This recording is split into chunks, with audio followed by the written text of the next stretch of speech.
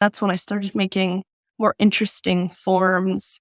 And that's when everything clicked. Everything sort of fell into place. And I got a plan and I knew what I was doing. And I, executed that plan.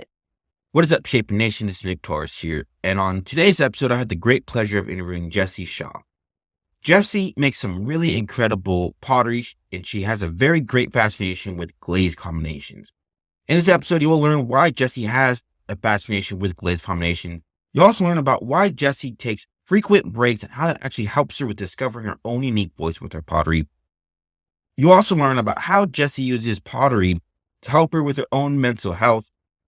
And finally, you'll learn about why Jessie only fires one time for her pottery. She skips the Bisque fire and only fires it once. And there's so much more in this episode. I hope you guys enjoy it. I'll see you guys in there. Jessie, welcome to Shape Your Pottery, and share with me, what is something you believe potters should be doing to have success in pottery? So for having success in pottery, taking breaks from being creative and like doing pottery physically on the wheel or slab built, taking breaks so that you can let your mind just flow and be creative and figure out where you want to go with your pottery, and not being so influenced with what others are wanting to see in your pottery. I mean, you can take part of that and bring it into your pottery, but focusing on what you want in your pottery and what's most important to you. Absolutely agree. I love that so much. Some excellent advice right there. So, Jessie, tell me the story how you got started making pottery. Okay, so when I was 14, I was having some mental health issues and I was severely depressed and struggling. And my mom brought me to see an art therapist because all other forms of therapy were not really working for me. And I had always been a creative child, always into arts and crafts and everything like that. But I had never done anything with clay. And this art therapist just happened to, her medium was clay. Now we did all other types of things, painting, and, she had so many options that, we could use, but she loved clay and I learned to love clay. She taught me hand building and that's where I started. I used to make these wavy sort of type of bowls. And back then I was really into like imprinting leaves on the clay and I loved that. So I got to learn quite a bit about pottery from her. And then she got a little electric wheel at a certain point. So she taught me how to throw, and our sessions were so organic and it was so different from what most other potters have probably, their learning experience was. They probably went to a class or they had a friend that did pottery and they were taught pottery. For me, we just sat down and there was a bowl of clay in my hands and we chatted and I made something, and we didn't really talk about the technicalities of the clay or anything like that. And I just learned by doing it and by seeing her. And then we got on the wheel. So we got on the wheel and she taught me how to do that. And I loved it from the beginning. And then I went into high school ceramics and, I started out much higher than a lot of the other students that were learning. So I quickly became the teacher's assistant and I sort of took the back of the room, which was the wheels, and she took the front of the room, which was hand building, and I helped the other students. So teaching the other students helped me learn quite a bit too.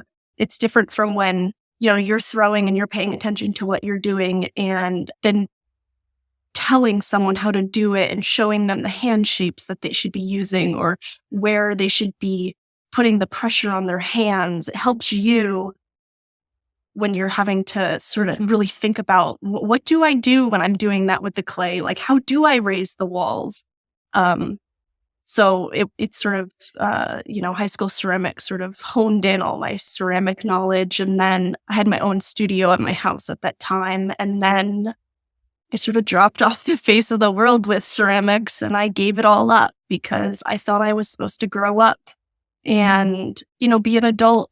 I didn't think that I could make pottery living, and I didn't really want to. I was selling some of my pottery just on a custom order basis, and I loved it, and I didn't want my hobby to be my job. So, I went into the really logical job field of accounting. 80 right there. That was an excellent story. So now, can you tell me, how did pottery help you with your own mental health?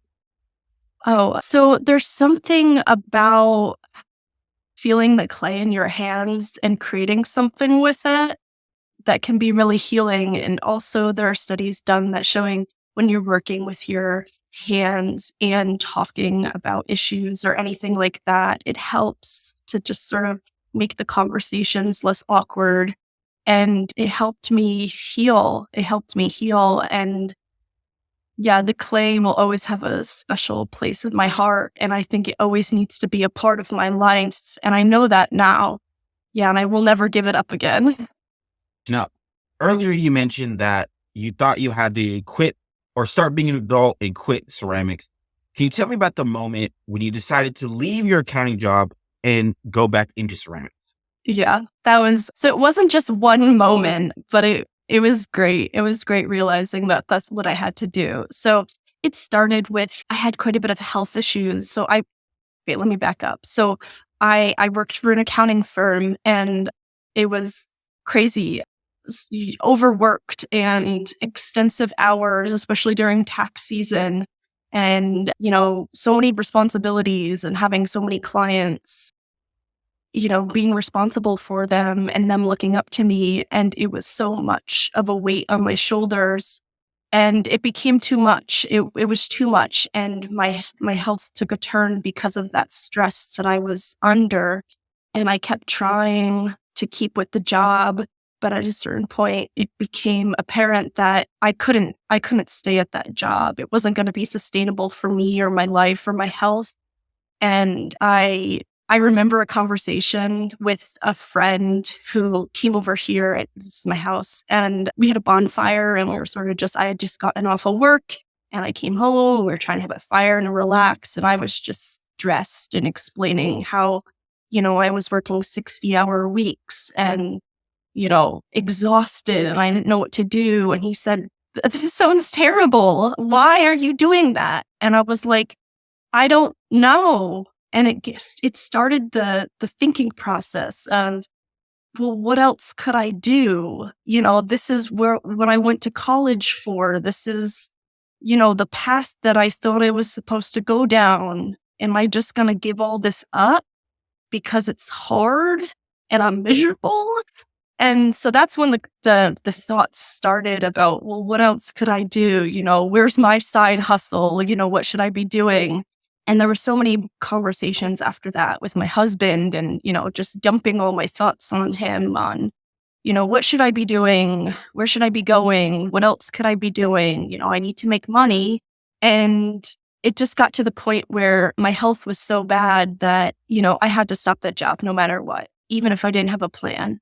And I did stop that job. I quit, and I went to the private sector of bookkeeping, and it was much less stress. And I guess right before I left my job at the accounting firm, I decided, I can't really remember the exact moment that I said, I need to get back into pottery, but I didn't have any hobbies. I thought I had to grow up, and I couldn't do the fun stuff anymore. And I didn't have time for it when I was at the accounting job. And I decided, I was seeing doctors at that point that said, what are you doing for yourself? What do you do when you're stressed? What do you do for fun? And I'm like, nothing. I go home and I sleep. I'm exhausted. And I kept thinking, well, I loved pottery. I used to love pottery so much. And I still love pottery, and I still have an appreciation of pottery. And I was like, to my husband, I'm like, I have to get back into pottery, and he's like, what do we have to do? How do we do it? But I'm like, okay, we have to get a kiln and a wheel, and, we have to set up the office so that I can do pottery. And he was like, yes, let's do it. And, it was during COVID, and My kiln was so backordered. It took like 9 months and multiple headaches to get it here to my house and get it all hooked up. And we had an amazing electrician, and I had my wheel, and I could finally get started. And after I left the firm, I had a little part-time job as a bookkeeper. So I had that so that I didn't have to focus on making a profit from the pottery, and I could just kind of play and enjoy and, play with the clay like I used to. And, I had lots of friends and family that were supporting me. And, it evolved, and I left that job, and I have a other work from home type of job, but it's the highlight of my work life. It's mostly pottery now. So that's it. I love that. So now you mentioned that your husband had a pretty big impact on you being able to actually do pottery. Can you tell me the impact your husband has had through your pottery journey? Oh my God. The endless amounts of things I could give my husband. Oh my God. He has supported me in everything. And like I said, when I said, I think I need to get back into pottery, he was just like, yes, let's do it. What do we have to do? Do you have the money? Let me buy it. He was supportive every single aspect. And I've gotten him on the wheel, and so he has a bit of an understanding about, it's not super easy. And, he sees me making, and I can see that it makes him happy to see me happy. And, I'm not so burnt out like I was at the accounting job anymore. I'm doing my passion, and, he comes home from his job, and I'm here in my studio with a smile on my face, and I want to show him everything I made that day, or, a different handle I put on a mug, or, something I'm working on that's different, or whatever. And he's just so excited to hear about it. And, he supports me in every aspect too. Like, he helps me with packages and, when the orders come in. And when, I started making it on social media, he always finds me the trending audios and always wants to, oh, did you see this? I saw this. What about this idea? What if you do this? And he's so invested in it and my future with pottery. And oh my God, I couldn't thank him enough, and I couldn't imagine it any other way. He's just amazing. I absolutely love that. That's so amazing. So let's talk about your pottery. Can you tell me about the story, how you started making the pottery they make today? Okay, so my pottery is ever evolving. I haven't figured out, this is the thing I make and it's very unique and it's this one thing. It has evolved. And I remember the first release I did. Now, this was only back in April of 2023. I did a mug release, and it was a bunch of different mugs. They were there wasn't a single one that was similar to another one. They were all vastly different. And part of it was I was figuring out, what my style was and what I liked, and figuring out the glazes again because it had been so long. So, it took a while. There were people that bought those mugs and they loved them, and I loved them. But it took a while for me to figure out, I don't really like making mugs. I make some mugs and I drink my coffee from my mugs every day. But what's really fun to make is the things that not all potters are doing. And there's so many potters making mugs. I did a release of olive oil bottles, and it was so fun for me. That shape is a little, it's not as easy as a mug. And it was so fun. And I loved it. And I saw that other people loved it too. And they flew off the shelves. And I made these yarn bowls, and they flew off the shelves too. And they were so fun. They were so different from, the boring, in my opinion, boring mugs that I was doing, making those shapes that not all the other potters are doing, and, figuring it out, and then adding, my fun glaze combinations to them, which is where my passion's at, and making them mine. I love that. Shapy Nation, You don't have to stick doing the same thing as everybody else. If you want to make something completely wild, you can go do that because what matters most is if you are having fun. I love that. So you are inspired by seeing the possibilities in the medium, and the medium being clay. Can you tell me more about this? Yeah, so I think all potters can agree, like, you can make anything in clay. And, it might not work on the first try. It might crack, it might warp, whatever. But you try again and you try again and you tweak it and you can make it in clay. There's so many things you can make in clay. And that is overwhelming. And that makes it so that I never get bored with the medium. There are endless possibilities with clay. I didn't have to stick with mugs. If I didn't want to make mugs, I can make olive oil bottles. I can make yarn bowls. I can make, I don't know, just about anything I want to make. I made a couple things for myself this month. I sort of took it off and regrouped, and I made myself an organizer for all my tools on the wheels. And I can make that in clay. And, we'll see if it survives the kiln without cracking. But if it doesn't, I'll try again. And if that doesn't work, I'll keep trying. But you can always make it in clay, almost anything. And that's overwhelmingly exciting. And, the possibilities are endless. You can't say that about other mediums. Not all other mediums, you can do that. Definitely agree. That's one of the best reasons I enjoy pottery myself. You can try so many different things. And if it doesn't work, you can try it again. I love that. So something interesting from your Instagram that I found is you don't bisque by your pots. Can you tell me more about this? Yeah, I didn't know so many other potters didn't know about this. So back to the art therapist I saw when I was younger. So she didn't bisque fire, she single fired. And I got taught single firing my pottery. And, we glazed the pottery, we glazed it when it was bone dry. And, I didn't think anything of it. That's how I learned. I didn't really have any outside learning besides her at that point. So when I went to high school and we bisque fired, I was like, what the heck is this? What are we doing? Like, can I just glaze my piece and be done with it? Like, why are we wasting all this time? And I quickly realized why, because I was the one that loaded the kiln, and oh my God, everybody's pieces exploded like all the time. They were super thick pieces and, had air bubbles trapping the moisture in them. And I still snuck some pieces in there that were, would have been single fired because I was the one loading the kiln, not that I did it all the time. So I'm sure there's some people listening that are like, what the heck is single firing? So it's when you skip the bisque firing, you take your piece, you throw it, you make it bite slab or whatever.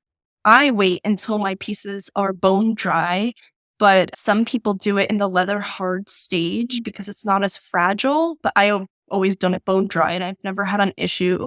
And you put glaze on it when it's bone dry in that fragile state. You have to be careful with it. It works better with commercial glazes, and then you fire it. And as long as you don't normally have issues with your pieces exploding, it works pretty seamlessly, and you get to skip that step of bisque firing. And for me, like my studio's upstairs and my kiln is downstairs. So all that time and energy bringing pottery up and down the stairs, it saves me that and the electricity. I haven't had many issues with it at all.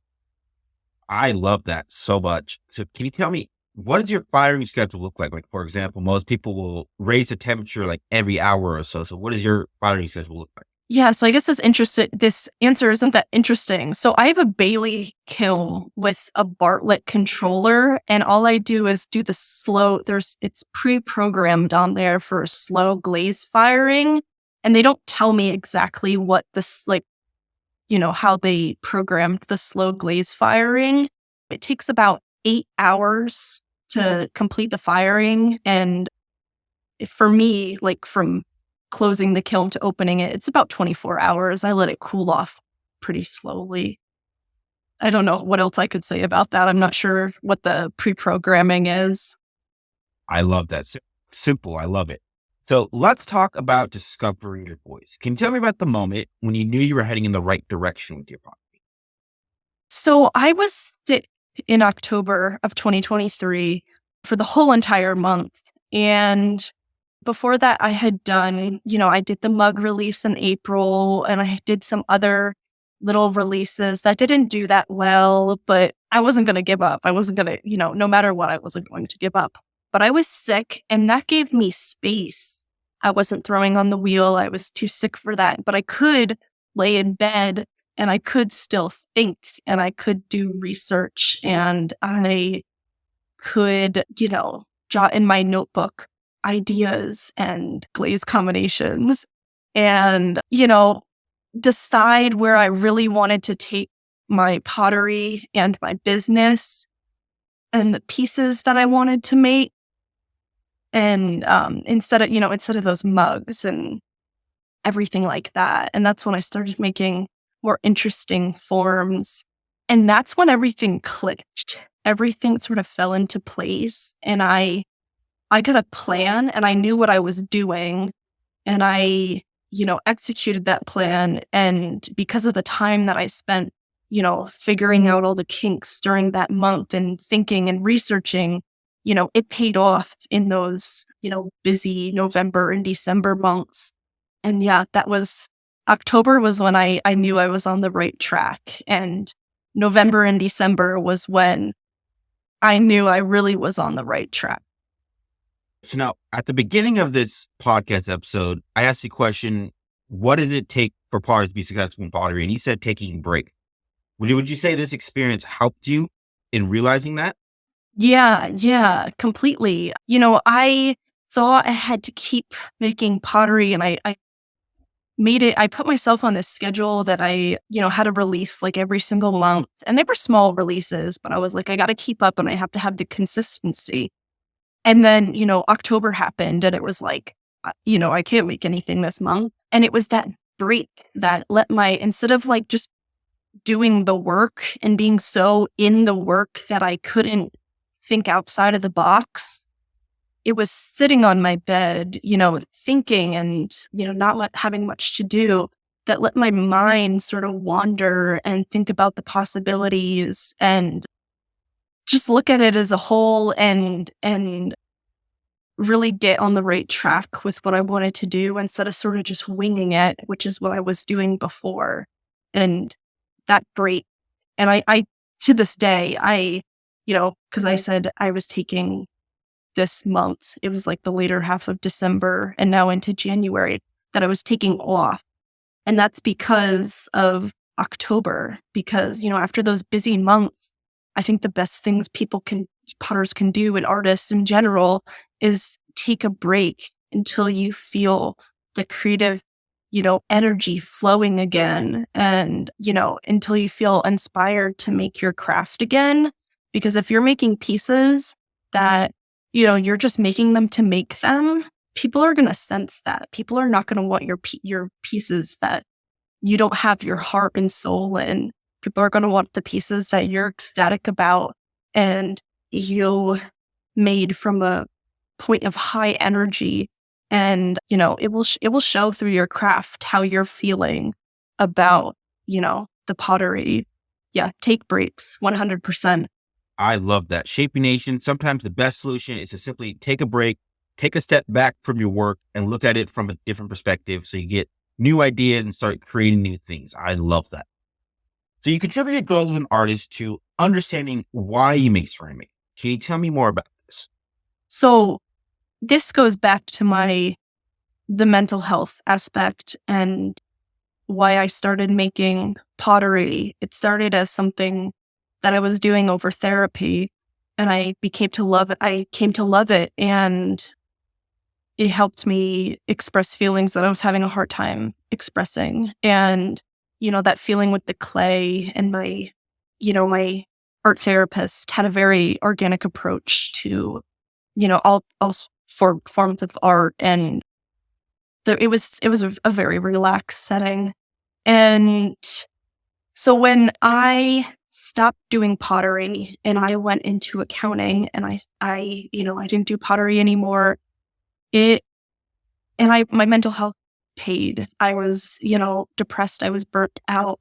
It made me realize how important having the pottery and, art in general in my life, and, that I could express myself through the clay. And I will never not be doing pottery. I learned that the hard way. I love that. Now, what is something you are doing to evolve your voice even further? Just so number one, glaze combinations. I love playing with glaze, figuring out all the possibilities the glazes have. It can take a boring piece and make it extraordinary, and take a piece that, people might want yarn bowls, and I'm not into, knitting or anything, but people seem to like the yarn bowls.